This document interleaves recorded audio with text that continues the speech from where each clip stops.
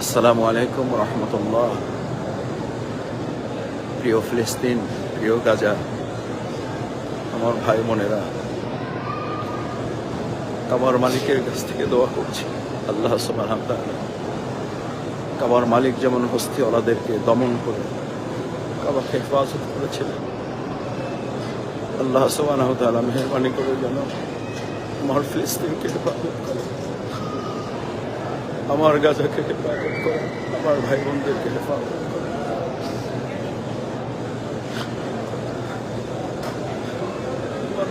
শিশু বাচ্চাদেরকে যেন হেফাজত করে। প্রিয় ফিলিস্তিন,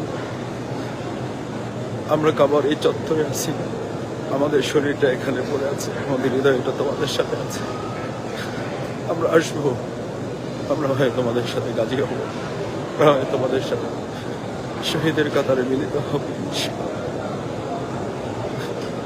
তোমাদেরকে হারাতে পারো, তোমরা হারলে হেরে যাবে পৃথিবী। তোমাদের বিজয় দিয়ে শুরু হবে আমাদের পৃথিবীর বিজয়, মুসলিম উম্মার বিজয়, ইনশাআল্লাহ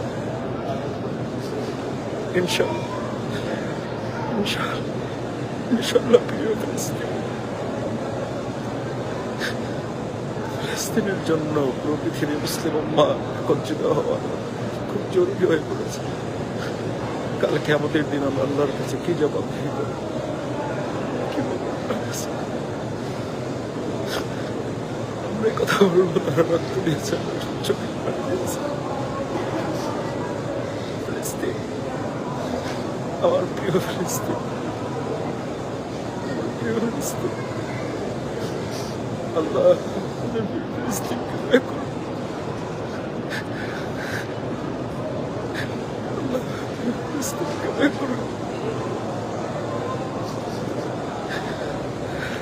নিজের কোনো কথা বলার সময় পরিবারের কথা এখন বলতে ভুলে গেছি, প্রিয় বাংলাদেশের কথা আবার বলতে ইচ্ছে।